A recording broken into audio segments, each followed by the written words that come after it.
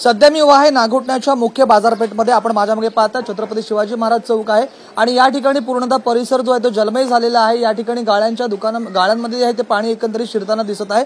आपण जर पाहिलं तर रोहा तालुक्याची अंबा नदीची पाणी पातळी जी आहे ती 9.20 मीटरच्या वरती गेलेली आहे आणि फक्त रोहा तालुक्यामध्ये 192 मिमी इतका पाऊस झालेला आहे। आपण पाहतोय ही नागोठण्याची मुख्य बाजारपेठ आहे आणि पूर्णतः इथलं वातावरण जे आहे ते जलमय झालेलं आहे।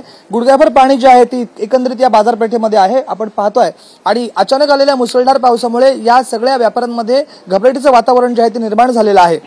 रायगड जिल्ह्यामध्ये महाड असेल, पोलादपूर असेल, म्हसळा असेल या तालुक्यांमध्ये अचानक आलेल्या पावसामुळे नागरिकांमध्ये घबराटीचं वातावरण निर्माण झालं होतं आणि त्याचमुळे प्रशासनाने शाळेला सुट्टी देखील जाहीर केली होती। आपल्यासोबत काही व्यापारी आहेत, एकंदरीत काय सांगाल?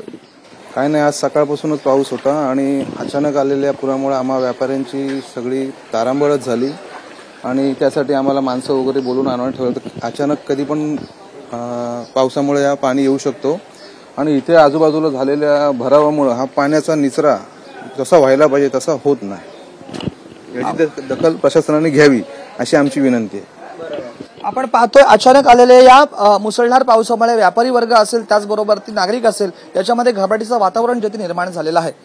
अथर्व सह राज वैश्वम पार्टी मराठी, रायगड, नागोठणा।